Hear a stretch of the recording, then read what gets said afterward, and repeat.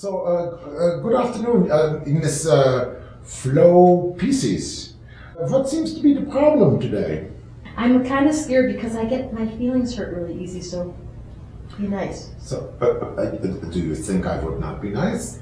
Well, you've got kind of a funny little outfit on, I noticed immediately. I have a funny feeling. As soon as I met you, I had a funny feeling. Is it really important who I am or who you are? That's a really good question. I don't really know who I am. I get scared. That's all I want to talk about. Can we just talk about my sensitivity? Well, we could talk about scared, but you seem to also want to keep things private. That's true. That's really good.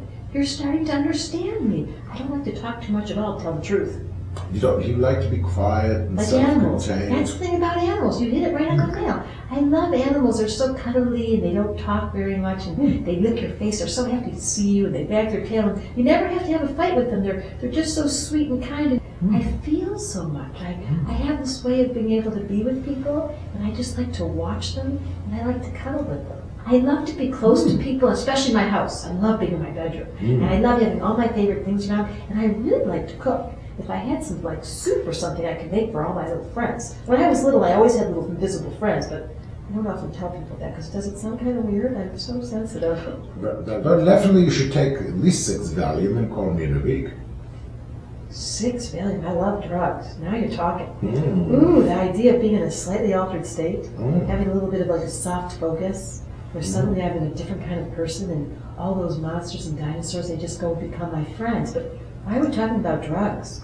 That's another one of my secrets. I don't tell people about my drug fascination. Right, you didn't have to tell me. Alcohol, now you're talking. If we could have a little bit of alcohol, I can loosen up a little bit and be my real self. So Let's just pretend. So you sort of relax in the liquids. I love that alcoholic kind of feeling. Just because it takes me out of the pain, I feel a lot. I notice that people everywhere are kind of sad. Even when I'm sitting next to them, I get kind of like a feeling like they're coming off with a vibration, like you. So you feel, why so hostile? I'm not hostile, I'm kind of scared. I get kind of pissed off though when people kind of interrupt me a lot, and then I really want to strike out. But I never do that really except for people I'm really close to.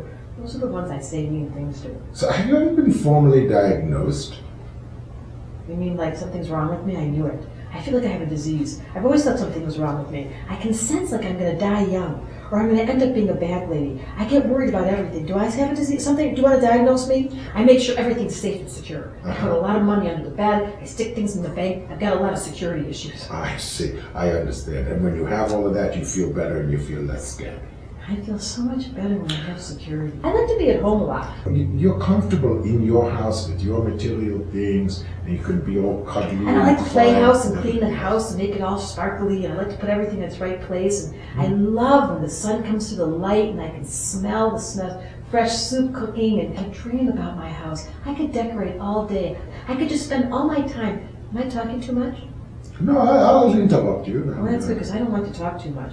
In your relationship, what kind of a little face you made over there. I get, well, relationships are a little challenging because people want to know all my thoughts. Telepathy, I have a real thing about psychic and spiritual. I love this astrology, magical worlds, and imaginary thinking, and reading poetry, and listening to classical music, and it feels so good when the world is so perfect, but then you open the door. Do you ever stop feeling?